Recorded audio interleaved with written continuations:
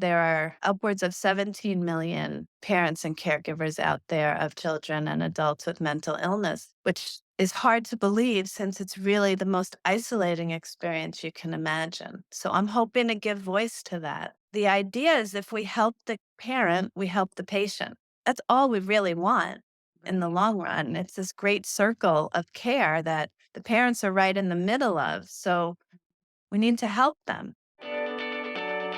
Hey, you, are you feeling stuck, desperate for a career change, or thinking of starting a business, but you're just not sure how to make your first move? I'm television producer turned career coach Shannon Russell, and this is the Second Act Success Career Podcast. This is where you will not only get the career advice you've been craving, but you'll get tips from career and business experts, along with inspiration from others who have made a career transition to find second act success. Let's get started. Welcome back to the podcast, my friend. I am so happy you're here because it is Mental Health Awareness Month. And today's second act success story that I'll be sharing with you is that of Stacy Ross. Stacy is a mom turned author. She is detailing her experience of raising a child with borderline personality disorder in her upcoming memoir, Searing For Slippers. Stacy's story is such an important one and one that I'm sure a lot of families can relate to. So let's get right to it. Here is my conversation with author Stacy Ross. Stacy Ross, welcome to the Second Act Success podcast. Thank you. Our mutual friend, Jamie Hanley, recommended that we get together, and I'm so happy she did. I absolutely love your story, and I'm excited to share it with my listeners today. Why don't you start by telling me where you began your career? It was in marketing. Is that right? Yes, I have an MBA in marketing, and my jobs were always a little patchworked, I guess was the best way, because I married my college sweetheart, and he was in medical school and all the training that went after that. So my jobs basically followed wherever we were at the time. I was a special events coordinator for the American Cancer Society when we were in Rochester, New York. And then I was at Revlon doing marketing for them for 2 years. And then along the way, we had 3 kids, and I started freelance writing. I did that for a while, and I owned a yoga studio for a period of time. And then I went back to my marketing roots, and as the kids got a little older, I started doing marketing consulting for small businesses that were really just ready to make the leap from small to medium. I went in and I did an analysis of the business, and then I usually ended up working for them on a part-time basis doing all of their marketing because they're the companies that don't really have a marketing team. And I would give them recommendations. I'd help to build their website and do all the writing and everything from blog posting to I wrote several CLE courses for a private investigator that I was working for, and then all the website content and things like that. So it was really fun because I got to learn about different businesses along the way.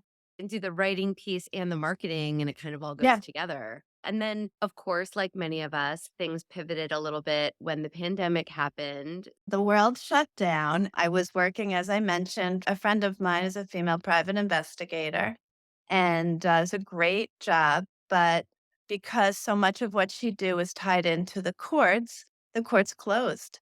And I wanted her to be able to pay her actual private investigators. And I feel like marketing is a luxury for when business is going really well for a lot of things. So I was furloughed. I came home and I started writing. I had been writing on and off for years. I always journaled and I had been threatening to write a memoir for probably 10 to 15 years. Threatening yourself to actually get it out. Yeah, promising, threatening, whatever Yeah. it was along the way. I started writing and writing. And when all was said and done and the world opened back up, I had 170 pages written and I had to decide what to do with it. That really is a pivot because you're enjoying it. You've kept yourself busy during this time.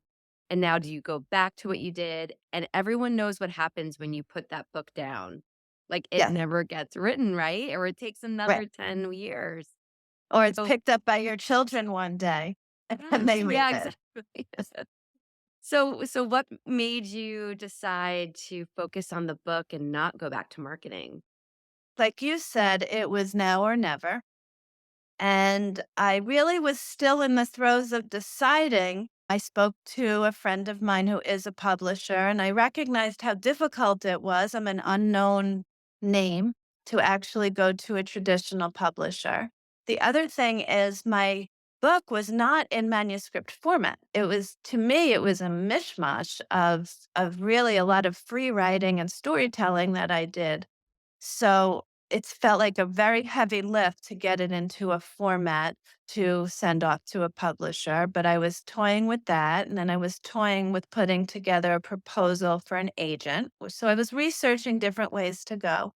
I was scrolling through Facebook mindlessly and I saw that a former colleague was publishing a book. And I just noted the name of the publishing company and I Googled, and it was a local Ocean County based boutique firm. And I figured, what do I have to lose? I called and left a message. And Jen Young called me back, which was, I don't know, nothing short of miraculous. We spoke for a long time. She asked me to send her my manuscript, and I warned her it was not really a manuscript. And she said, "Are you willing to send it?"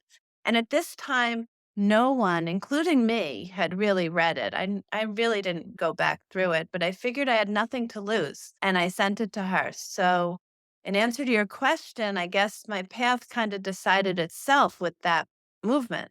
'Cause she called me back a couple of days later, and she said, "This story needs to be told. We publish 2 memoirs a year, and we'd like you to be one of them." You just were not expecting that, I'm sure, thinking that you're No. handing her just a bunch of your notes and little stories, and she saw through it of what it could be. Right. She definitely did, and it's been a journey. That was last March. How was working with her? Is she a traditional publisher or a hybrid publisher? Jen is a boutique partner publisher. What that means is that we basically work together every step of the way. And it's been a wonderful experience. I mean, she's become a very good friend.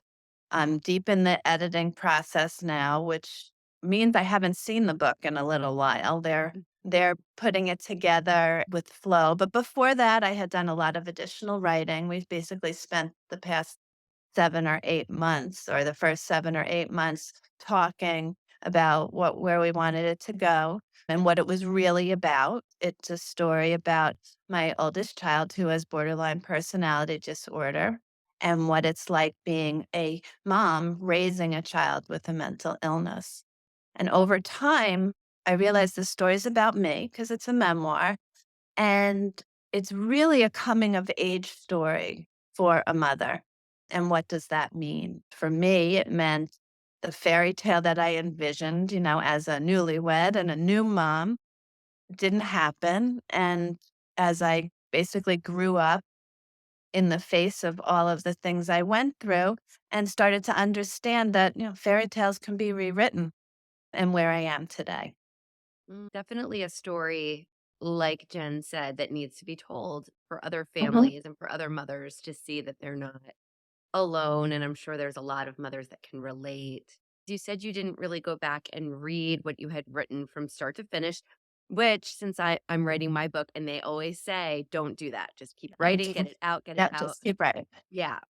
But now you're handing it over to someone else. And was she really the first person other than you to read it and to look through? I mean, that's Yes. especially a memoir to share that with someone else. What was that experience like? So I think I've been thinking a lot about this. I think because I wrote alone for so long, I had a writing group that I read, but I was very selective in what I could read. But really, telling your story to a page gives you this freedom. And that was the only way I knew to tell it. So when it came time to share it with Jen, and then I was interviewed soon thereafter on a alumni podcast, I only know how to be honest about it because otherwise there's no real story. You can't pretty it up or it's not real. It was very therapeutic for me and very freeing, and Jen is wonderful and kind, and she got me to say a lot of things. I did a lot of telling in the book, not showing, and I had to go deeper to really show what it felt like, and Mm, that was hard work. yeah. I'm sure very Mhm, cathartic to just have it out there. And mhm. now this past year, you've been working with her and you're getting close. This book is coming out. Actually, it's due right now. We just set a release date. Probable release date of November 15th, 24, and there'll be a pre-release. I'm gonna start taking reserves Yeah. for it in the next few weeks, and then pre-orders in September, which will be signed copies. And then we're hoping to either to release it in mid-November, depending on, what happens right at the end with printing, or we hold till January. So that's the decision we're in right now. And we named the book that was a big deal. We named it Searching for Slippers. The working title had been Acceptance, which worked, but it didn't really describe everything, and there's a lot of other books out there named Acceptance, and Searching for Slippers just fit because for my entire adult life, I've been waiting for the other shoe to drop. And Mm, I was always right. It dropped and it was a heavy, heavy drop, crisis after crisis. And I realized all I was really searching for was a little bit of lightness in the slippers. And the slippers also kind of can be a metaphor for the fairy tale. yes, the fairy tale. And just, it's something that us moms love, right? It's just something Yeah. cozy. We spend so much time in the home taking care of Yeah. the kids. So I can see so many correlations. Exactly.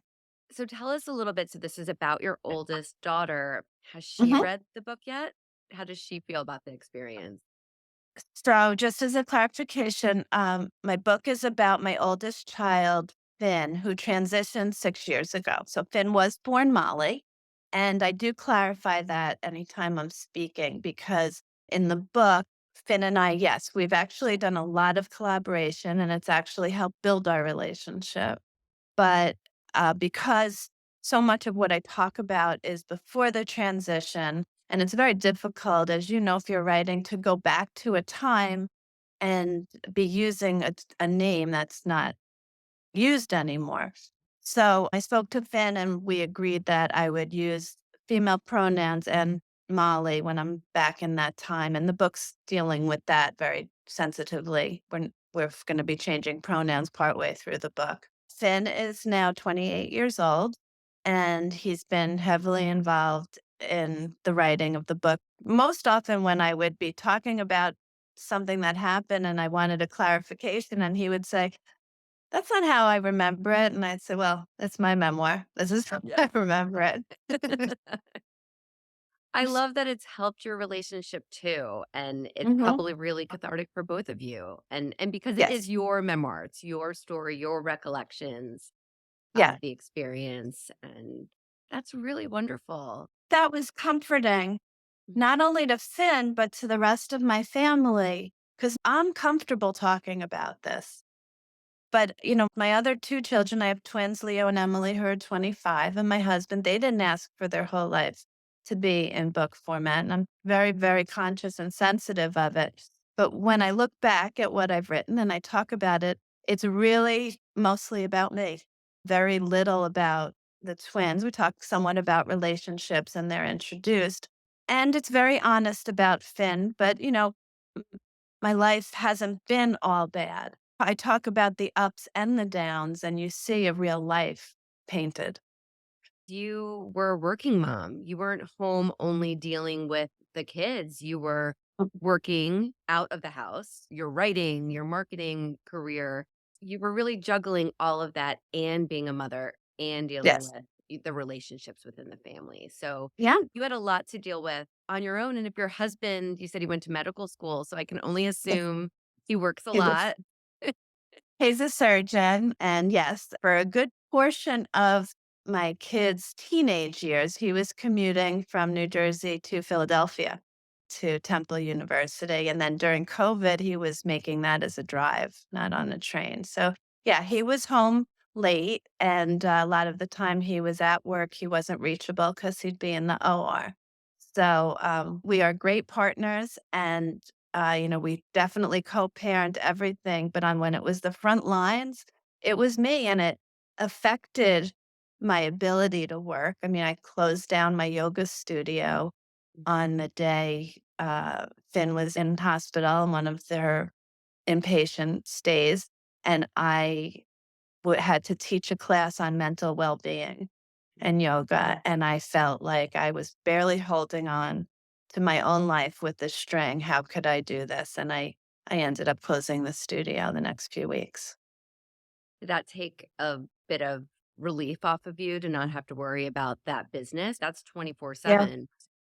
Yeah, when I was making the decision, if I said to a friend that I was really struggling with it because it was something I had wanted for so long and it was right in town. I felt, to be part of my community. I loved all the pieces of it.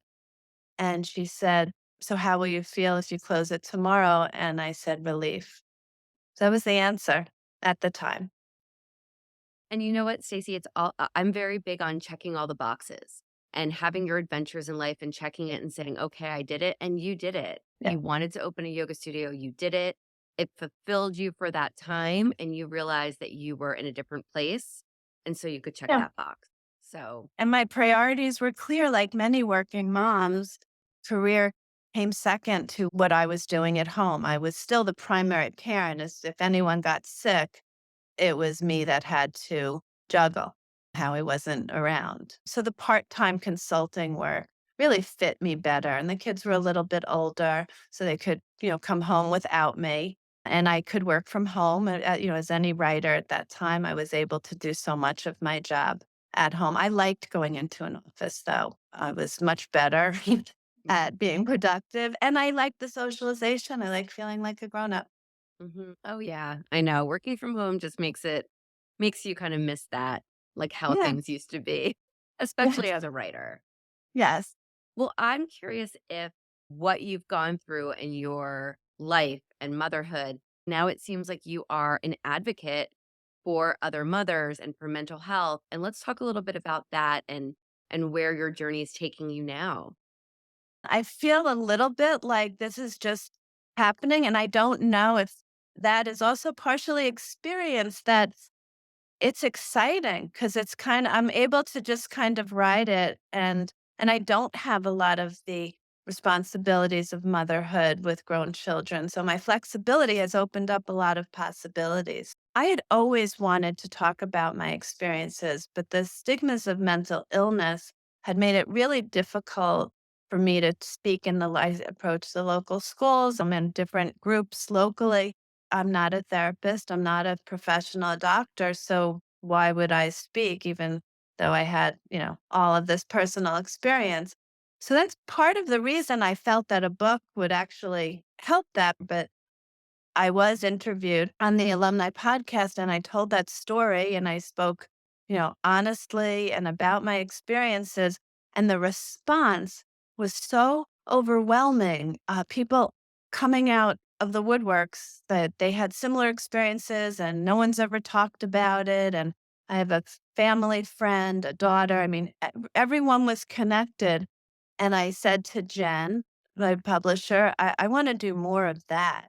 So it's become a concurrent mission of mine. And right now, with the book in editing, almost more so has the speaking grown. And I've started speaking. I started locally, very local. My first talk was to my Orange Theory, and I had a whole group of friends there. And I told my story. I read an excerpt from the book. And I also, as I started speaking, I felt like, it's one thing to just tell my story, but I want to give the audience, the people listening to me, some kind of thing that they could take home. And because I've had this luxury of look back, I realized that what's really helped me through the years was being honest. Mm. Whenever I really was honest with myself, with my family, with my therapist, with Finn, that was when I really healed or felt better or made good decisions.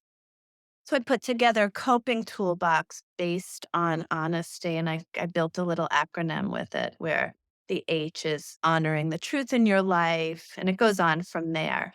And talk about that to the groups that I speak to, and it's just kind of grown. I was invited to give the keynote speech at the NAMI, New Jersey annual meeting, which was a big one. And was very exciting. I spoke to a full house. I spoke about my story, and then I spoke about boundaries and the importance of them and how they've worked for me. So, yeah, it seems to be that I've touched a nerve because there are upwards of 17 million parents and caregivers out there of children and adults with mental illness, which is hard to believe since it's really the most isolating experience you can imagine. So I'm hoping to give voice to that. Mm. I think speaking is such a wonderful way to do that. And for you to get out there and have other people feel like they can come and talk to you. I'm sure you've seen it just even in your circle and in your community of people coming and feeling like they can lean on you and get advice from Yes. you. Yes, it is. And it's an interesting balance that I've learned because I remind people it's heartbreaking when I can't solve a problem, and I don't it's not all rosy for me either. My life is still happening and unfolding, and I wish I could solve all their problems or help them, but the best I can do is listen, tell them what's worked for me, and I'm very, very conscious of where my line needs to be drawn as far as what I can offer. But I've started to give out suggested support groups and things like that, people that are looking for that. In my smaller talks, I'll even suggest that if they're looking to build community, maybe they exchange numbers with each other before we leave and things like that. So I'm learning as I go. And as you do more talks and you meet more people, you can figure out what kind of tools you can offer to them and just grow from there. But I Right. love that you sound like you're at peace in where you are now and Mhm. open to the possibilities of what is going to come down the road, especially when the book is released. I'm sure you'll have so many more speaking opportunities. Yeah. And this episode is airing in May when it is Mental Health Awareness Month. And I think that's really Yes. important for both of us to get this out during this month. Let's talk a little bit about what you might really want people to be aware of. What are you finding when you're speaking and talking with people? I'm finding that it you can never get away from it. But I do know that right now, I think it's 1 in 5, about 20% of the households in this country have at least one child with diagnosable mental illness. That's ages 3 to 17. So that number to me is staggering. That's, I think, 8.4 million in numbers. But there's also I looked at it from a caregiver, parent perspective, there's also 8.7 million caregivers that are taking care of an adult with mental illness. So, the difficult thing of mental is it doesn't usually go away. Some of them are manageable, some are even curable with medication, but it's still a lifelong issue, even if, they're on meds. Meds for me, Molly was diagnosed with ADHD between kindergarten and first grade. Obviously, that was only a partial diagnosis or misdiagnosis, whatever you want. And I knew it didn't fit, but I was so grateful to have something. Um, she was immediately put on medication. I was able to get in touch with the school in between kindergarten and first grade, and luckily the principal was very supportive and gave a 504 in place of an IEP, which would take longer until we put that in place. So we had services and supports immediately, but we didn't really know what we were dealing with, and it just continued to unfold. So, I think it's very hard as a parent to know if you're struck with behaviors that aren't typical, but are they just because you have a particularly active or different child? Or is there something more going on? And that's something I struggled with, up until a borderline diagnosis at 18.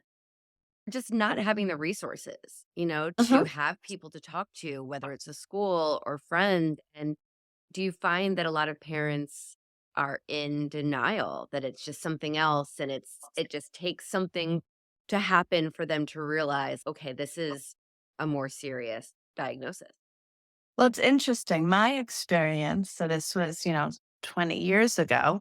My experience was yes, it was ADHD. We wrote it off, we medicated them, and we moved on. From what I'm reading now, though, parents and, the pendulum always swings in one direction. We're much more open, which I'm so grateful for, to talk about mental illness and to acknowledge that our children have these things. But on the same token, I think that from what I've read, there are parents out there that are jumping to medication for anxiety, and there's so many diagnoses. I do feel there's a certain level of stress and anxiety that we want our kids to be able to cope with. So I don't know all the answers there. I think that it's again, parenting is a very hard balance, and we wanna fix our kids. That's all I wanted to do. I wanted to fix Molly if she was broken, and I wanted to save her from any difficulties and pain she was going to face, so I wanted to get ahead of it. Right. I don't think I'm any different than any parent now, I'm just at a different time. Right. You're dealing with an adult child rather than, Mhm. a child who's in school and you're dealing with Right. whatever happens Yeah, at the school and with the educators.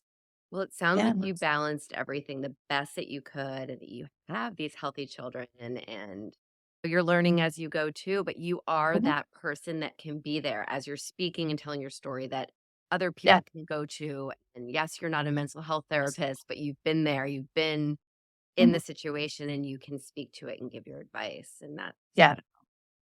And I do find that the audiences are reacting and it's helping. The more I speak, the more credibility it gives me to keep speaking, which is an interesting that I'm just learning as I go. The idea is if we help the parent, we help the patient. That's all we really want in the right. long run. It's this great circle of care that the parents are right in the middle of. So we need to help them. I wonder if you could even speak with a group of parents and children so that they can understand what the parents are going through as well. And if it's a situation where they could maybe understand from hearing your story. Well, it's interesting. I was invited and I spoke at the Long Branch Public Schools for Social Emotional Learning Day. And I spoke to several groups of high school students. And you just don't know if you're getting through to high school students because I was basically looking at the top of their heads while they were looking down at their phone. So it's quite different because when I'm talking to a group of parents, they're nodding along and Yeah. so you can read them a little bit better. But I was careful what I said. I talked about my story and I talked about knowing how to be sensitive and how they're not alone because I knew some of them could actually have some kind of mental illness or a sibling or a parent or, I didn't know the makeups. And I came home and a few hours later, I got an email from one of the students thanking me for, yeah, and that hopefully parents will understand what their children are going through. So I think it happens in both directions. Mm. Ooh, And that on gives that, me chills, yeah, Stacy. it really Wow. it was one of the nicest because you do wonder, as you start this journey of speaking, you're kinda like, "I'm such a small fish in a huge pond. Is it going to make an impact?" But I guess that saying of one step at a time, one person at a time. To me, it sounds like you're writing for the parents, for someone to understand your Yes. journey, and for this student to reach out to you. That just seems like you really hit a nerve with him or her. Well, Jen always says, because when we talk about targeting your book, you write for one, you reach many. Mm, So mm, even if my book's targeted at moms or parents of children with mental illness, it hopefully will touch and reach people that have any experience with mental illness. To that note, my twins, my female twin, Emily, would love to speak with me, and we are in talks right now to do a panel in the fall through either the Mental Health Association or in one of the local schools. Because as a sibling perspective, that's a whole other perspective, mhm. being afraid to being friends home, feeling like you have to be perfect all the time because your parents, can't handle one more thing, and Right. all of those feelings that went along with growing up in our household. That's an So, interesting perspective that will just mhm. bring in more family members and more Yeah, more of an yeah. audience. Does Mhm. Finn ever want to speak with you on a stage like that and have Finn would love to, but Finn's not always stable, and I have to be careful what we're presenting. So, I hope one day we can. And actually, Finn has written a few things for the book. I know that, like, Nami would have loved to have Finn, but Finn's still going through Well, his journey, and, I that's a I hope one day he's there. yeah. Oh, well, I appreciate you sharing the story with us here and just for all the work you're doing in your speaking and with your book. You made such a transition from the marketing world and doing your writing to now writing about something that's so personal. You imagine going back to that world, or are you just happy in the world that you're in because you're creating something that's really personal and is yours? I feel like I'm where I belong for the first time. I really, really do. I said it to my husband recently. I always felt like I had one more thing up my sleeve, and I'm 58 years old. I'm 57 years old. I keep getting that wrong. Even if I do this for 10 or 15 more years at the most, I would retire and be done working, feeling very fulfilled. I never quite felt that with marketing. So maybe I needed something like this. It also gave some meaning to all that we went through, Mm, which is a wonderful way. I mean, that I'm very lucky for that because most people probably go through such crises in their life and never really understand why. mhm. And also, it doesn't end. I'll tell you, we just had a very tumultuous Passover. Ben came home and it was difficult. He was fighting with his husband, and even the boundaries that I've set up, having him stay at a hotel and things like that, weren't enough to keep it completely away from us. We had a wonderful time. I've learned to compartmentalize. We all have. But I was ready for him to leave. And I'm fine now. Now it just takes a couple of days, but, that's still a learning experience. It reminds me that you're never more than one phone call away from your next crisis. Well, this is a great month to bring this up and Mhm. as that reminder that everyone is going through some aspect of this or knows someone Yes. who is, that there's a way to get help and perspective. And this is a very purposeful second act for you, I'd say. What would your advice be for someone who is thinking of transitioning out of their career, writing a book, starting something that is a little bit more passion filled in their lives? What would your advice be? Do it. Don't be afraid and be open to where it could take you. It's brave enough to talk about yourself and do something passionate and then just be open to where that path could lead. When you set out to write, you were writing for yourself, and now Yep. you're going to have a published book, and all these other opportunities are coming about for you. Yep. And it feels good. For the writing aspect, if someone is listening and they have a story, whether it's a crisis or something that's happened in their lives, and they're thinking about putting pen to paper and writing a memoir, what would your steps be? And for them to actually get what's written on the page out into the world? Well, first, write. Writers write. I say that to myself all the time and carve out a schedule for yourself. And then, as far as getting published, again, I only know my journey, but I would say don't be afraid to approach a publisher. If you find a book that seems to be in your genre, in your sphere, look on the back jacket, see who the publisher is, be open to other formats rather than just the traditional publishing formats. There's the traditional route, there is self publishing. There's now self publishers that do a little bit more of editing. I was concerned about that because I've seen a lot of self published books with mistakes in it, and I needed the editing. I needed help with that. And the other way to go is to write a book proposal and to find an agent. And then there are these groups in the middle, which is the hybrid, the boutique, and the partner. I have found this situation, I retain all the rights to my book. I have all the final editing say, and I've been a part of it every step of the way. So I highly recommend it, especially for somebody like me who This is my first book, and I didn't know what I was doing, and now I've learned about it.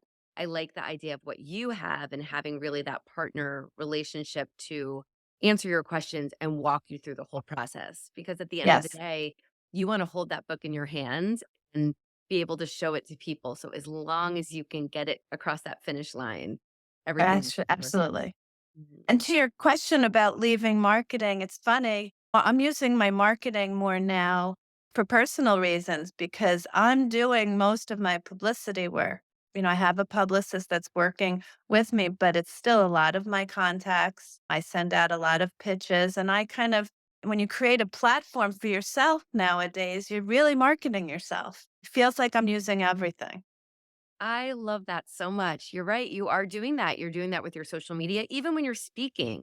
If there's any handouts you're giving them or on your website, like all of that is just bringing people back into your world. And let's talk about how my audience can get on your list for the book and follow along Mhm. with what you're doing and how you're advocating for the mental health space. The best place to will be to reserve a book and to get on my mailing list is at my website, which is stacyrosspeaks.com.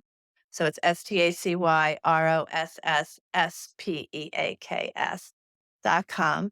You can follow me on Instagram at Stacy Ross Advocate or on my Facebook page at Stacy Ross Speak and same at LinkedIn.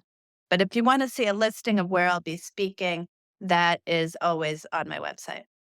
Fantastic. I'm going to link to everything and make sure that I share Okay. this around. And I just love your story. And I love that you're so open to share and help others. Thank you for being here and really sharing Thanks, everything Shannon. that you're doing. And I can't wait for Searching for Slippers to come out. I think it's going to be a wonderful, wonderful read for Ah, many. well, thank you so much for having me. And thanks to Jamie for introducing us. Yes, we love her. Thank you. Thank you for joining us. I hope you found some gems of inspiration and some takeaways to help you on your path to second act success. To view show notes from this episode, visit secondactsuccess.co. Before you go, don't forget to subscribe to the podcast so you don't miss a single episode. Reviews only take a few moments and they really do mean so much. Thank you again for listening. I'm Shannon Russell, and this is Second Act Success.